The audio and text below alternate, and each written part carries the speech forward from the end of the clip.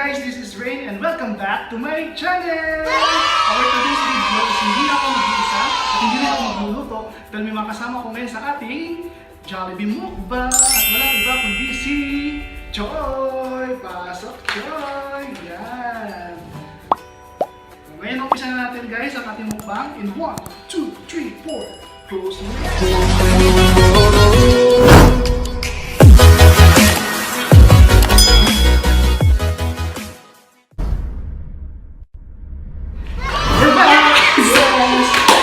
guys, is magmumukbang tayo ng Jollibee. Pero itong Jollibee ito is Kuwait version. Yan.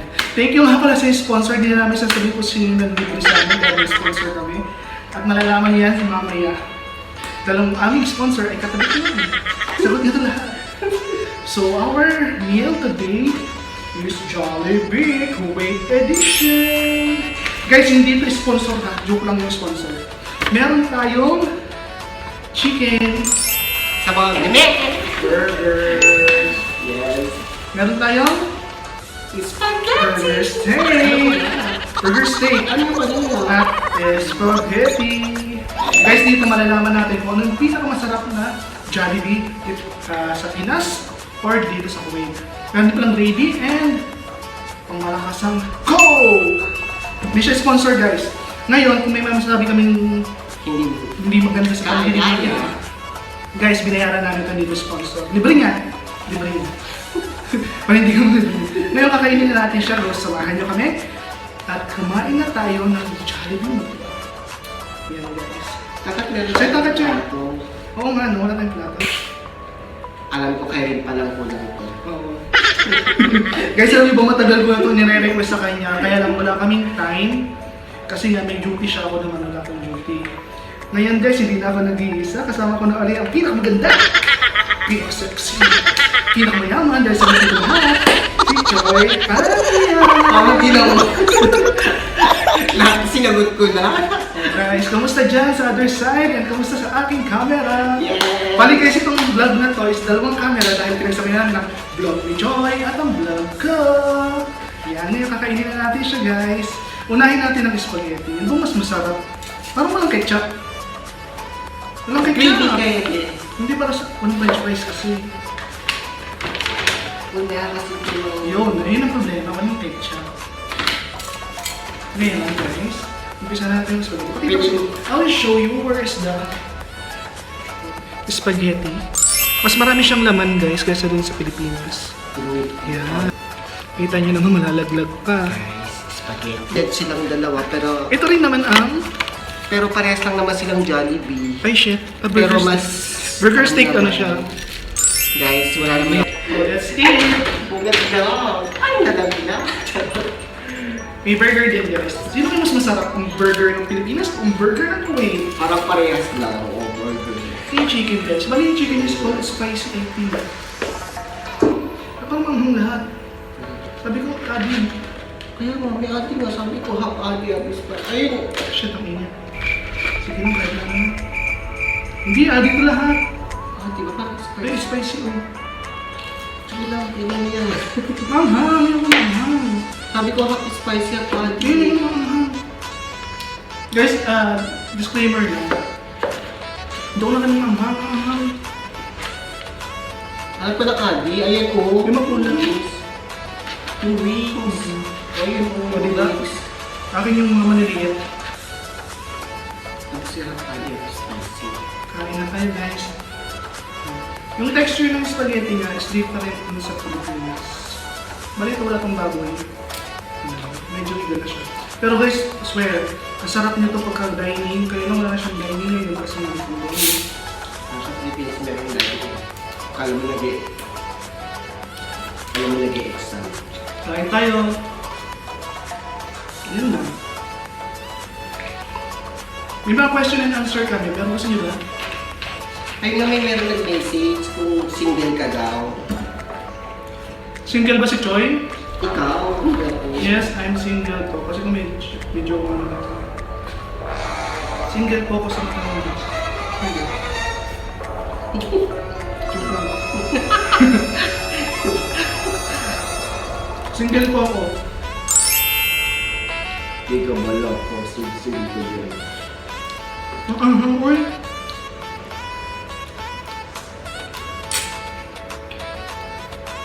Choy, nagtanong si Miss Heart na bilis sa akin yung message niya. Kamusta daw ang pagiging isang OFW bilang isang anak na nagpapadala sa magulang? Kamusta naman? Hello sa mga ka-watching at hello mga guys. Yan. Tanong ni Miss Heart, ibang inis ng sosyal guys. Dinayo pa kami Heart dito ha. Bilang isang anak na OFW na nagpapadala para sa mga magulang yun. Mahirap, pero laban lang sabi nila. Guys, masarap ang feeling. Ang puhunan natin dito ay katawan natin. Katawan natin, pero hindi yung katawan na binibenta, hindi yung feeling na Lakas. oo, lakas. Yung Kailangan lagi tayo nakain. dapat natutulog tayo ng 8 hours isang araw. Asan? 8 hours isang araw, ganyan. Ang arte. 8 hours. Or 6 hours pwede na, at least naka 6 hours tayo. Huwag lang kayo magpuyat na magpuyat. Panatiling mag-vitamin sa araw-araw. Ganyan. Yun lang po sasabi ko. Yun, guys. Ang lakas natin ay pamilya natin sa Pinas. Okay? Guys, masarap Lagi sa lang tayo mag-pray. Sige, kunin mo. Guys, alam nyo, masarap sa feeling na nakakatulong tayo sa magulang natin. Especially kami, mga OFW na wala pang anak, walang asawa. Lalo na sa katulad kong single. Guys, alam nyo yung naibibigay mo yung mga pangangailangan ng magulang mo. Yan ang pinakamasarap na feeling. Every month kailangan namin. Parang nasusuklian mo lahat yung, nasusuklian mo yung mga sakripisyo rin nila nung ikaw ay bata pa, nung nag-aaral ka. Kaya kumikita ka na. Guys, promise, pag narito kayo sa abroad, lahat ng gusto nyong bilhin, lahat ng makikita nyo, lahat para sa magulang nyo, hindi para sa inyo. Swear. Di ba? Oo. Lahat. Pupunta ka sa grocery, isipin mo, ay para to sa anak, sa pamilya ko, sa pamangkin ko. Pero minsan, bigyan mo rin ng time mo sa sarili mo, tsaka bigyan mo rin ng reward. Pero minsan talaga, ganun talaga yung iniisip mo. Lahat ng lahat ng mga makikita mo, lahat ng gusto mo, para sa pamilya mo, hindi para sa sarili mo. True. Oh, next question. Si Marilyn Australia. Australia. Hello, Miss Marilyn, how are you? Sabi niya, sa akin, Para sa iyo. Hello. Lagi daw ako mag-iingat dito. Lalo na ngayon tag-init. Lagi daw uminom ng tubig kasi baka mag-dry. Yeah. Mag-hydrate ba yun? Guys, bago kami bumili nito, ang temperature sa labas is 43 degrees. Hindi siya gano'ng kainit kasi may mas mainit pa doon, kasi sobrang init naman. Kaya dapat, bago kayo lumabas, uminom muna kayo ng tubig, para hindi kayo hydrate. I-check lang yung temperature nyo kasi maraming babaril sa ulo nyo. Kasi kalapas naman. Tapos nang iinit ang temperature nyo, kaya bago kayo pumasok sa isang establishment, make sure na nakapagparelax na kayo kasi ang init talaga sa labas.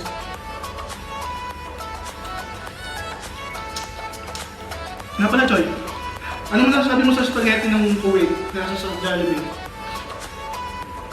Ha? Ano masasabi ko kay Jollibee? Saan? Jollibee ng Pilipinas at Kuwait. Mas masarap ang Jollibee sa Pilipinas. Parehas naman sila masarap. Pero mas masarap sa Pilipinas, mas juicy. Philippine version is mas the best. Sa akin na, parang parehas lang ako. Huwag lang i-convert sa peso. Mas mahal. Maniwala kayo sa hindi. Huwag lang i-convert sa peso. Parang Pilipinas na rin itong Kuwait kasi ang lahat na compared na. Next na mukbang namin mga fishball, kikiam, squidball, gulaman, Basta yun yung mga street food. siomay, Barbecue. siopaw. May nag-offer sa amin ng sponsor. Guys, masarap. Ewan kung masarap pa buto naman. Pero ang hangang manok, Alam mo, ano ba? manghang tumpak pa. Kasi order namin, spicy at saka adi-adi means normal. Manghang lahat. Ikaw binigyan ka ng isa. Yes. Kung may napundar na daw kami, nasa natin ha? For 4 years dito sa Kuwait, sabi ko naman na meron naman ako kahit paano na ibunda. Meron din akong mga biling gadget. Meron din akong pagtapos ng pag-aaral. Yun. Basta marunong kang mag-handle ng pera. Tsaka alam mo saan mo siya ilalagay. Huwag kang laging utang ng utang. Kasi dito guys, napakabilis umutang ng mga gadget. Di ba? Napakabilis. Basta may pambayad ka kada buwan. Tandaan mo, bawal dito Pilipinas. Mabilis na makulong pag hindi na bayan. Dito, kapag hindi ka nagbayad ng 2 buwan, company mo ang tatawagan. Kaya dapat, kahit okay lang naman umutang, basta marunong ka mag-handle ng bayarin. Kaya yun, mga naipundar ko, tapos ako pa din, nakakatulong naman sa pamilya ko. Napagulong kami tatay namin, kahit nasa langit na siya. Kaya, mas okay pa rin yung kitaan sa abroad kaysa sa Pinas. Pero syempre, sa Pinas, mas maganda kasi kasama pamilya mo. Pero, ay kumita ka lang lang sa isang... Dito, sa kaibigan mo yung kaibigan mo. Sa 15, sa Pilipinas, diba 15 sa Rogan doon? Kaya actually, Makakuha ka naman ng 5,000 kada 15. tama. At least may kasama pamilya mo, di ba? Kasi guys, pag narito ka nyo, oo, malaki yung bayaran. Eh, malaki yung kita, pero malaki rin yung bayaran. Ano ang bayaran sa akin? Yung gastusin dito, convert nyo kaya ito kinain namin, nakahanin. Lahat ng bilihin dito mahal. Kung malay ko convert, pero ako muna din. When done, then ako spaghetti. Dito na tayo sa burger steak. Yung iya naman ako sa ano niya, manghang daw.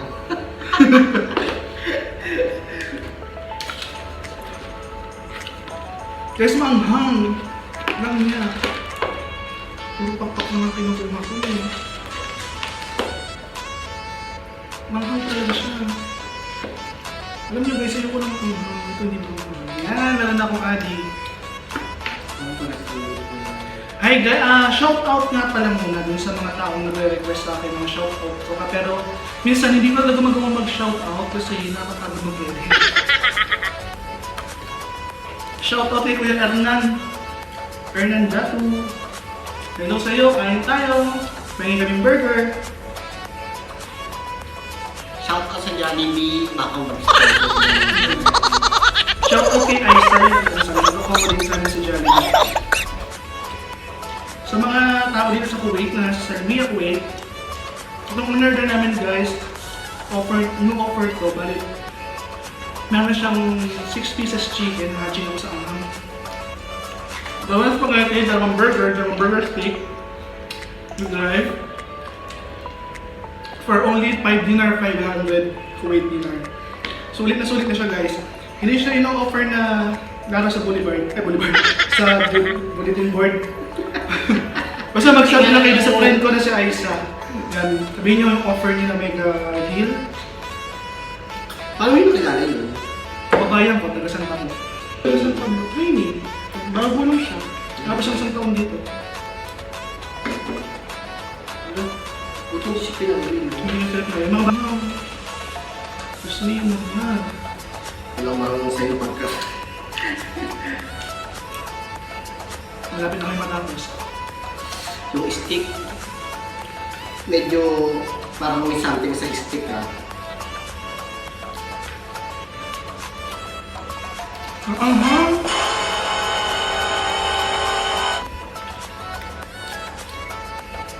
Ang hanggang, pero naka-ilan na siya. Ang guys. Isang pa spaghetti. Sabi, pabulot pa ubos na. Swear, manghang. All spice yan lang sinabi mo eh. Hindi, half. Alam mo yung half? Kasi Anghang niya guys. Hindi ko nag-enjoy. kaya ko yun. Guys, nagustuhan niyo ba itong aming vlog? Comment below. Comment below. Leave a comment below. And don't forget guys to subscribe to my channel and to Choi's channel. Dahil sa susunod yung mga sa next day of ni Choi, makikita niyo iba't iba pa namin mukbang.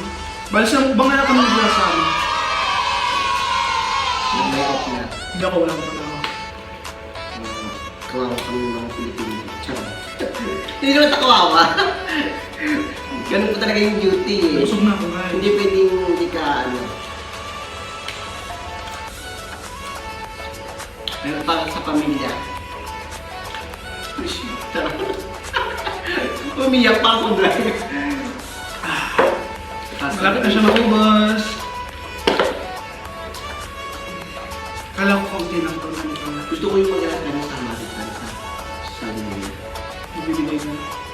Kahit pa rin ang sa Maritan, halimbawa, si Choi na hihimatay, may dadampot kaya sa kanya sa kalye. Wala akong tanong na.